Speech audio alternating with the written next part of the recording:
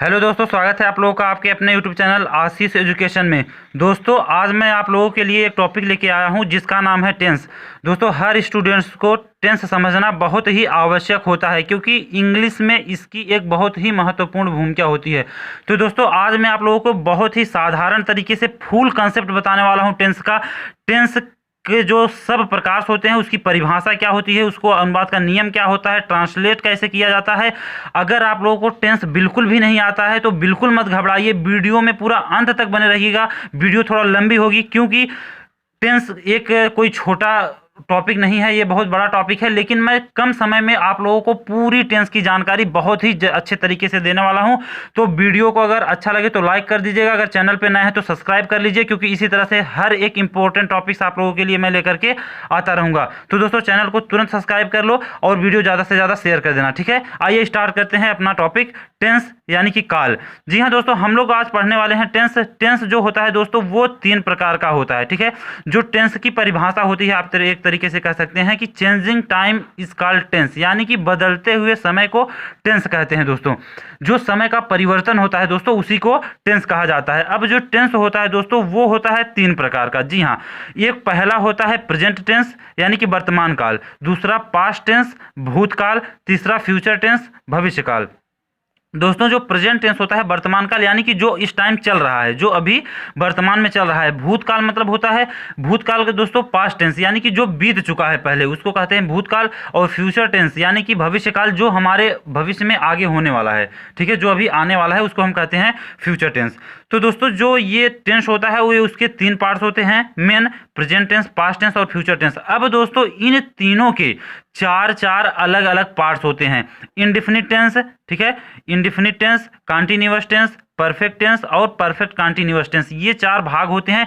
यही चारों भाग इन तीनों के साथ लगते हैं दोस्तों। अगर प्रेजेंट के साथ लगेंगे तो present indefinite tense, present continuous tense, present perfect tense और प्रेजेंट परफेक्ट कॉन्टिन्यूअस टेंस। और फिर पास्ट में भी यही तीनों लगेंगे दोस्तों,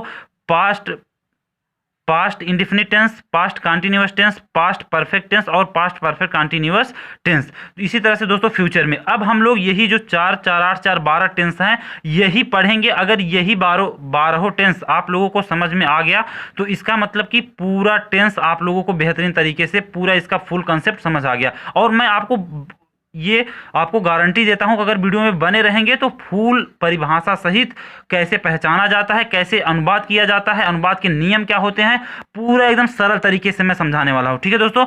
तो आइए स्टार्ट करते हैं। आप लोग इसको लिख सकते हैं, समझ सकते हैं। ये जो 4 पार्ट्स होते हैं इन तीनों के 4 अलग पार्ट्स होते हैं। Present indefinite, present indefinite, past indefinite, future indefinite, इसी तरह से कॉन्टिन्यूअस भी, परफेक्ट भी और परफेक्ट कॉन्टिन्यूअस, ठीक है। तो हम लोग अब पढ़ने वाले हैं पहले प्रेजेंट इंडेफिनिट, अलग अलग पढ़ेंगे। पहले प्रेजेंट इंडेफिनिट, फिर प्रेजेंट कॉन्टिन्यूअस, परफेक्ट कॉन्टिन्यूअस, फिर ऐसे करके, ठीक है।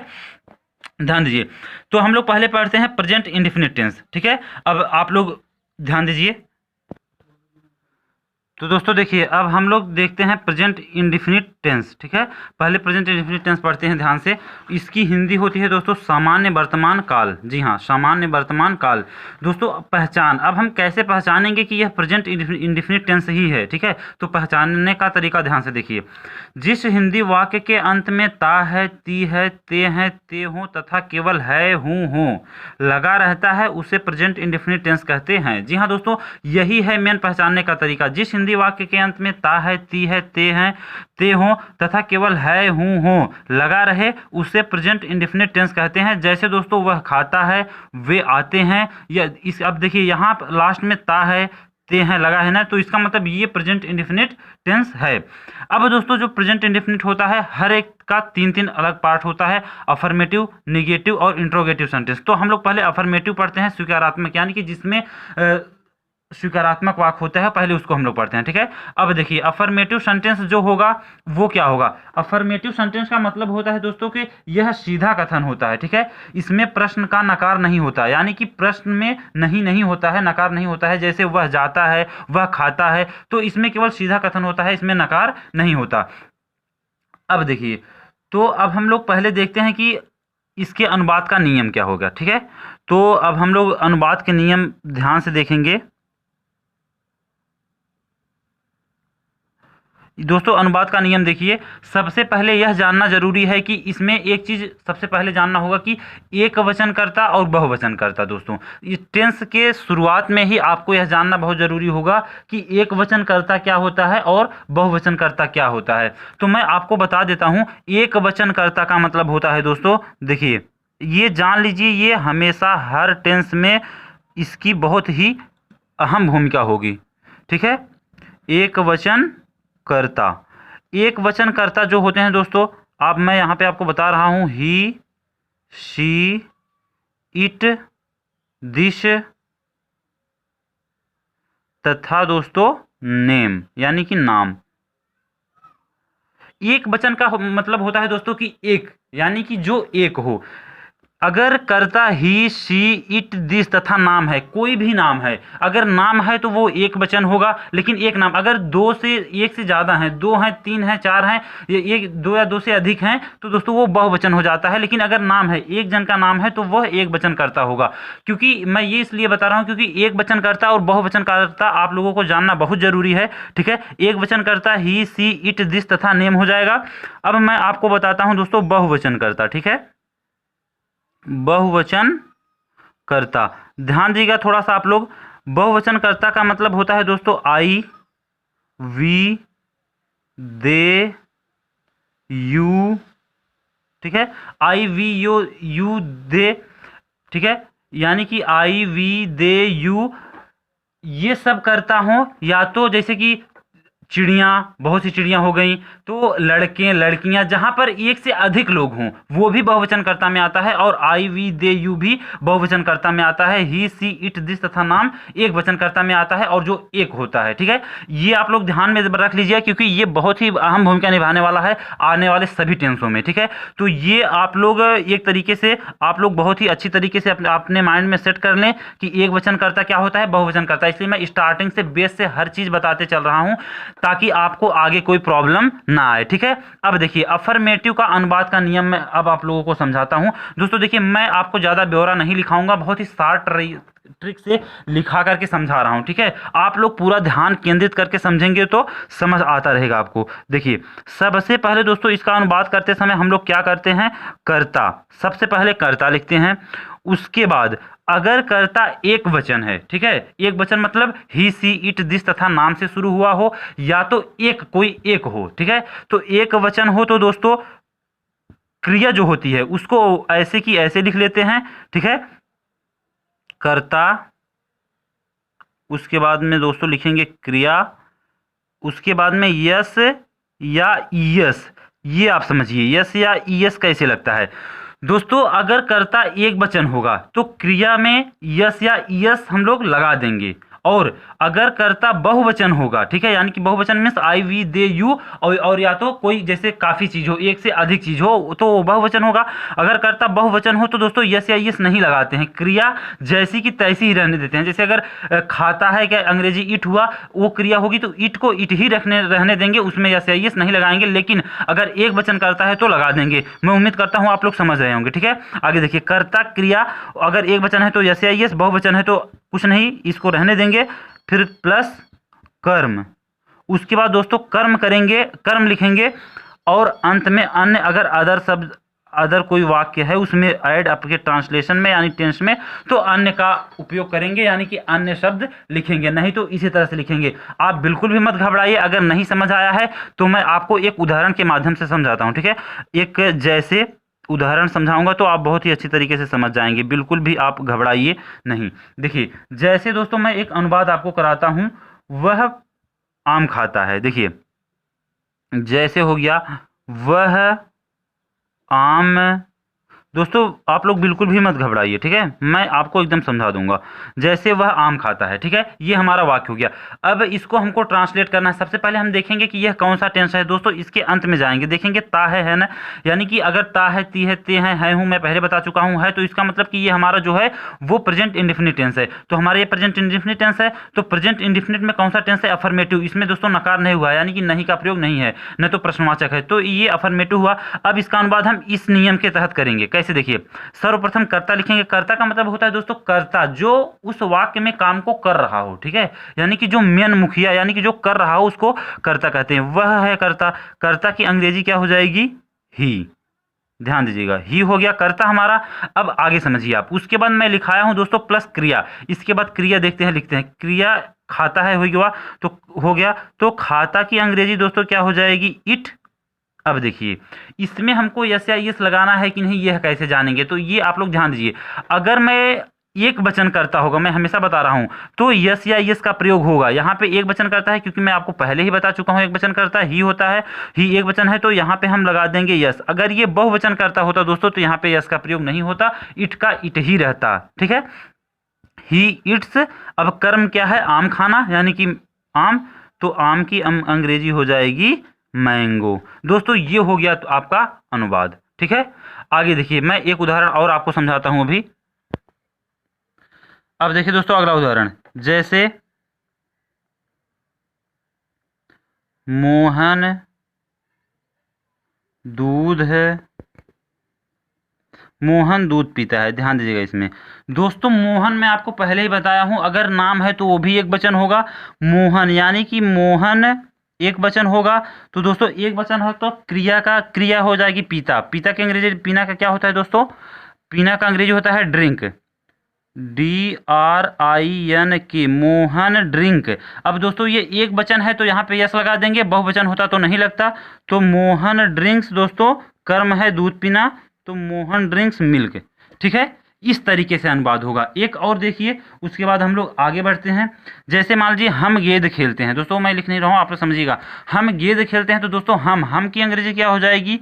वी, ठीक है, वी बहुवचन है, ठीक है, हम आपको पहले ही बता चुके हैं, आई वी, ये याद कर लीजिएगा, आगे हमेशा याद काम आता रहेगा। वी बहुवचन है दोस्तों। अब हम क्या वाक्य था दोस्तों कि हम गेंद खेलते हैं ना, तो खेल, अब क्रिया हो जाएगी खेलना। खेलना की अंग्रेजी दोस्तों प्ले। प्ले में या दोस्तों जैसे इस नहीं लगाएंगे क्योंकि करता हमारा बहुवचन है। वी प्ले बॉल, यानी कि गेंद की अंग्रेजी बॉल हो जाएगी, ठीक है दोस्तों। तो मैं उम्मीद करता हूं आप लोगों को यह समझ आ रहा होगा। ये था हमारा अफर्मेटिव, यानी कि प्रेजेंट इंडेफिनिट टेंस का अफर्मेटिव, ठीक है। अब हम लोग देखते हैं निगेटिव कैसे होगा। अब इसका दूसरा पार्ट निगेटिव। देखिए दोस्तों, ये है निगेटिव सेंटेंस, ठीक है। अब हम लोग जानेंगे कि निगेटिव सेंटेंस यानी कि इसकी हिंदी होती है दोस्तों नकारात्मक वाक्य। अब हम कैसे जानेंगे ये नकारात्मक है? इसमें नहीं शब्द का प्रयोग होता है दोस्तों, ठीक है, इसमें नहीं शब्द, जैसे कि वह नहीं खाता है, वह नहीं आता है, तो दोस्तों यानी कि इसमें क्या होगा? नहीं का प्रयोग होगा। अब इसका अनुवाद कैसे होगा ये देखिएगा। सर्वप्रथम दोस्तों क्या करेंगे हम लोग? सबसे पहले कर्ता का प्रयोग करेंगे। किसका करेंगे दोस्तों? कर्ता का, ये मत भूलिएगा आप, ठीक है। सबसे पहले कर्ता का प्रयोग करेंगे, उसके बाद में प्लस। अब देखिए, अगर ये दोस्तों अगर कर्ता एक वचन है, ठीक है, अगर कर्ता एक वचन है तो उसके बाद हम डज नॉट लिखेंगे, और अगर कर्ता बहुवचन है तो उसके बाद हम डू नॉट का प्रयोग करेंगे। ये बात आप समझिए, अगर कर्ता एक वचन है तो डज नॉट, बहुवचन है तो डू नॉट, उसके बाद में क्रिया का प्रयोग करेंगे। आप लोग बात पे ध्यान देंगे तो समझ पाएंगे। उसके बाद में क्रिया का प्रयोग करेंगे, और अंत में दोस्तों कर्म का प्रयोग करके, अगर उसमें और कोई वाक्य होता है तो अन्य का प्रयोग लास्ट में किया जाएगा। सर्वप्रथम हम क्या करेंगे दोस्तों? कर्ता का प्रयोग। अब देखिए डज नॉट का प्रयोग कब होगा? डू नॉट का। अगर कर्ता एक वचन है तो डज नॉट, और बहुवचन है तो डू नॉट, उसके बाद में क्रिया, फिर कर्म, अगर उसमें और भी वाक्य हैं तो वो अंत में इस्तेमाल किए जाएंगे, ठीक है। आप देखिए, जैसे मैं आपको उदाहरण के माध्यम से समझाता हूं, ध्यान दीजिएगा। जैसे दोस्तों देखिए, तुम नहीं पढ़ते हो, जैसे देखिए, ठीक है, कि तुम नहीं पढ़ते हो, मैं आपको पहले ही बता चुका हूं एक वचन करता और बहुवचन करता, तो उसको आपको जानना बहुत जरूरी है, ठीक है। तुम नहीं पढ़ते हो, ठीक है, ये हमारा वाक्य है। अब ये प्रेजेंट इंडेफिनिट टेंस का है क्योंकि लास्ट में ते हो है, और ये इसमें नहीं का प्रयोग हुआ है, यानी कि प्रेजेंट इंडेफिनिट का नेगेटिव है। दोस्तों सिंपल आप समझिए, प्रेजेंट इंडेफिनिट टेंस तीन प्रकार का होगा, अफर्मेटिव, नेगेटिव, इंट्रोगेटिव।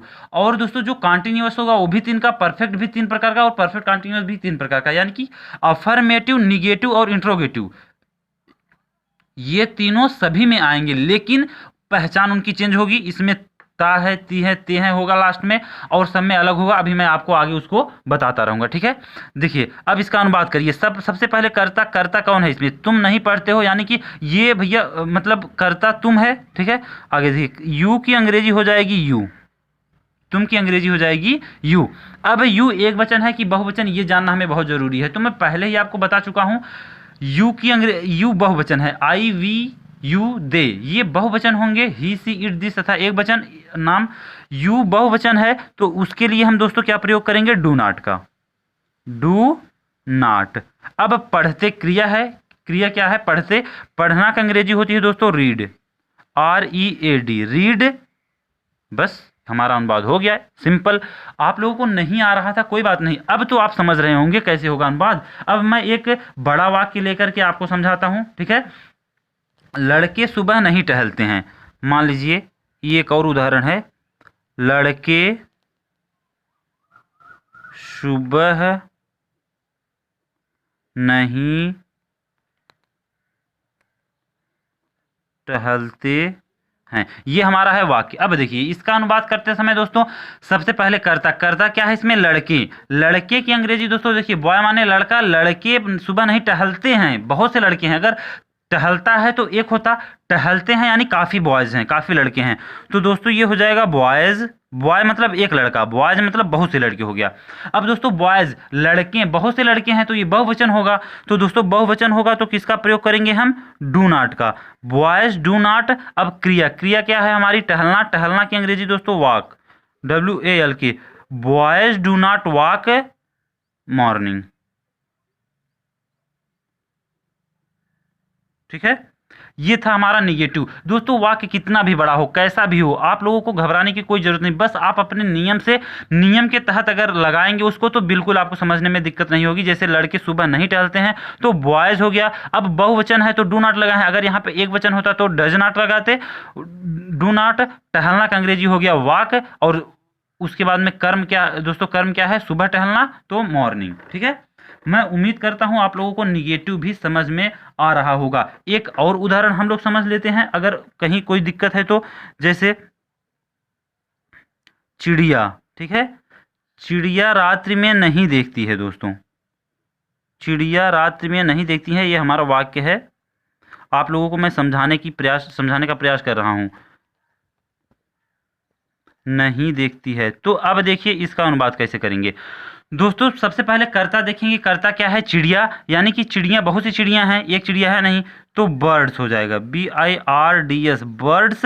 चिड़िया देखती हैं, देखती हैं मतलब दोस्तों बहुत सी हैं, तो बर्ड्स। अब बहुवचन ये भी हुआ तो do not, birds do not, देख क्रिया है देखना, देखना की अंग्रेजी सी, बर्ड्स डू नॉट सी रात्रि में, इन दी नाइट, कर्म क्या है? रात्रि में, इन दी नाइट। ये हो गया दोस्तों हमारा ये अनुवाद। तो मैं उम्मीद करता हूँ आप लोगों को निगेटिव भी समझ आया हो। अगर समझ आया दोस्तों तो प्लीज़ अभी चैनल को नहीं सब्सक्राइब किए हैं तो सब्सक्राइब कर लो और वीडियो को लाइक कर दो एक। इसी तरह से मैं आपको समझाता रहूँगा, ठीक है। अब आगे देखिए, इंट्रोगेटिव पे हम लोग ध्यान देते हैं। देखिए दोस्तों इंट्रोगेटिव, ठीक है। इंट्रोगेटिव सेंटेंस यानी कि प्रश्नवाचक वाक्य। दोस्तों जो प्रश्नवाचक वाक्य होता है वो भी दो प्रकार का आप कह सकते हैं होता है। पहला यस आर नो टाइप, ये मैं अलग अलग करके इसलिए समझा रहा हूं जिससे कि आप लोगों को कोई भी कंफ्यूजन ना हो, ठीक है। पहला यस आर नो टाइप यानी कि जिसका उत्तर हाँ या नहीं में दिया जा सकता है। अगर दोस्तों जैसे क्या वह आम खाता है, हाँ, आप इसका उत्तर हाँ में भी दे सकते हैं, नहीं में भी दे सकते हैं। यानी कि ऐसे वाक्य जिनके उत्तर हम हाँ या नहीं में दे सकते हैं वो होता है यस आर नो टाइप। और WS टाइप यानी कि व्हाट टाइप आप कह सकते हैं, जिसका उत्तर हाँ या नहीं में नहीं दिया जा सकता है। जैसे कि राम कहाँ जा रहा है, तो दोस्तों इसका उत्तर हम हाँ या नहीं में नहीं दे सकते हैं, उसको हमको उसके लिए बोलना पड़ेगा। तो दोस्तों ये होते हैं दो प्रकार के। अब मैं पहला आपको समझाता हूँ, उसके बाद दूसरा। पहला देखिए यस या नो टाइप में क्या होता है कि ये हमेशा क्या से प्रारंभ होता है। दोस्तों ये इसकी खासियत है, जो पहला इंट्रोगेटिव होता है वो हमेशा क्या से प्रारंभ होता है, वो उसके आगे क्या लगा ही रहेगा, ठीक है। जिसके आगे क्या लगा रहेगा यानी कि क्या से प्रारंभ होता होगा तो वो पहला आपका यस नो टाइप होगा। उसका अनुवाद थोड़ा किस तरीके से किया जाता है इसको देखिएगा। इसके अनुवाद के नियम जो होते हैं मैं आपको बता रहा हूं। देखिए ये मैं पहले के अनुपात का नियम बता रहा हूँ, इसका अलग होता है, इसका अलग होता है, तो पहले का बता रहा हूँ, ध्यान दीजिएगा। तो दोस्तों इसमें जहाँ वाट जो क्या होगा, तो उसके जगह पे हम लोग वाट नहीं प्रयोग करेंगे। अगर कर्ता के पास जाएंगे, कर्ता देखेंगे, अगर एक वचन है तो डज, अगर बहुवचन है तो डू। उसके बाद कर्ता, मैं उदाहरण समझाऊंगा, समझ आएगा, नहीं आ रहा है तो कोई बात नहीं। कर्ता, फिर क्रिया और अंत में कर्म। देखिए, क्रिया और अंत में कर्म। अगर अन्य है तो दोस्तों लास्ट में उसका भी प्रयोग किया जाएगा। देखिए ध्यान दीजिए, अगर जैसे कोई एक उदाहरण लीजिए, क्या वह रोज जाता है, क्या वह रोज, क्या वह रोज जाता है। देखिए दोस्तों, प्रश्नवाचक चिन्ह लगाना बिल्कुल भी नहीं भूलेंगे दोस्तों। अंत में अगर प्रश्नवाचक चिन्ह नहीं लगाए हैं तो आपका वाक्य गलत हो सकता है, ठीक है। तो प्रश्नवाचक वाक्य बहुत ही जरूरी है, तो उसको हम जरूर लगाएंगे। आगे देखिए, क्या वह रोज जाता है, तो यानी कि अब देखिए सबसे पहले अनुवाद कैसे करेंगे। अब यहाँ पे क्या है तो हम इसका वाट नहीं लिख देंगे, ध्यान दीजिएगा। ये क्या बस एक उसके लिए प्रयोग होता है। देखिए अब हम सबसे पहले देखेंगे वह, कर्ता, कर्ता क्या है, वह का अंग्रेजी क्या होती है दोस्तों, ही एक वचन है कि बहुवचन, एक वचन है तो क्या प्रयोग होगा, डज।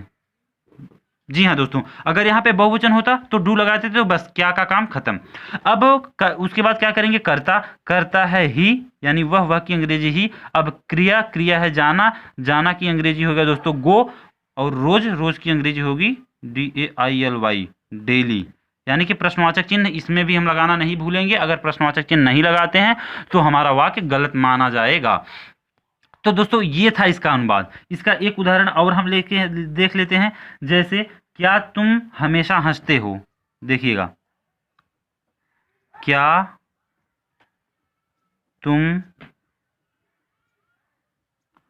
तुम हमेशा हंसते हो। देखिए दोस्तों, आप लोग इसको भी समझिए, प्रश्नवाचक चिन्ह मत भूलिएगा।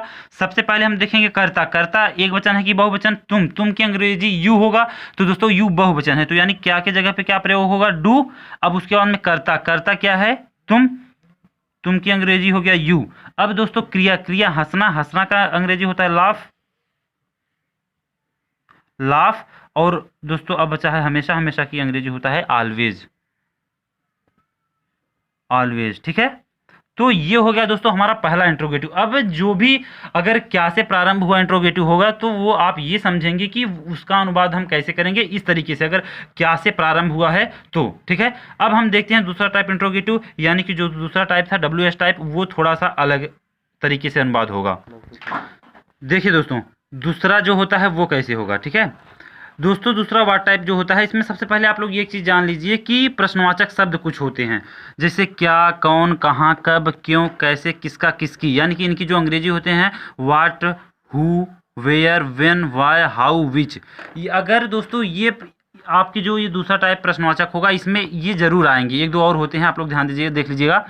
आगे देखिए, यानी कि इसका अनुवाद कैसे होगा, पहले आप अनुवाद के नियम समझिए, उसके बाद सारी इसका मैं अनुवाद उपयोग कहाँ होगा आप लोगों को मैं भी बताता हूँ। देखिए अनुवाद के नियम में कैसे इसका अनुवाद करेंगे। सबसे पहले दोस्तों जो हम लोग प्रयोग करेंगे प्रश्नवाचक शब्द, यानी कि अगर ये बीच में आए रहेंगे, सबसे पहले इसी का होगा, और ये जरूर आएंगे, तभी हमारा प्रश्नवाचक वाक्य बनेगा। प्रश्नवाचक शब्द प्लस, ठीक है, डू या डज, यानी कि एक वचन है कर्ता तो डज, बहुवचन है तो डू, प्लस कर्ता प्लस क्रिया प्लस कर्म प्लस अन्य। अब देखिए, अब दोस्तों इसको समझिए आप लोग, अगर जो हमारा वाक्य होगा उसमें प्रश्नवाचक शब्द ये कोई ना कोई इसमें से रहेगा, या एक दो और होते हैं, कोई रहेगा, तो सबसे पहले दोस्तों प्रश्नवाचक शब्द की अंग्रेजी लिखेंगे, ठीक है, यानी प्रश्नवाचक शब्द की अंग्रेजी, इसकी अंग्रेजी। उसके बाद हम लोग देखेंगे कि कर्ता एक वचन है कि बहुवचन, अगर बहुवचन है तो डू, और अगर एक वचन है तो डज। उसके बाद में कर्ता, उसके बाद में क्रिया, फिर कर्म, और फिर अन्य अदर चीज़ों का इस्तेमाल करेंगे। अब देखिए कैसे होगा, जैसे कोई हम एक उदाहरण लेते हैं, जैसे मैं क्या खा रहा हूँ, ठीक है, मैं क्या खा रहा हूँ। आप लोग देखिए दोस्तों, मैं क्या खा रहा हूँ, तो इसमें सबसे पहले क्या करेंगे हम लोग, सबसे पहले ढूंढेंगे कि प्रश्नवाचक शब्द, प्रश्नवाचक शब्द इसमें से क्या है दोस्तों, क्या। तो सबसे पहले हम इसकी अंग्रेजी लिखेंगे, क्या की अंग्रेजी क्या होगी, व्हाट। अब देखिए उसके बाद देखेंगे कि कर्ता एक वचन है कि बहुवचन। एक वचन रहेगा तो डज, बहुवचन रहेगा तो डू, ये शुरू से पढ़ते आ रहे हैं हम।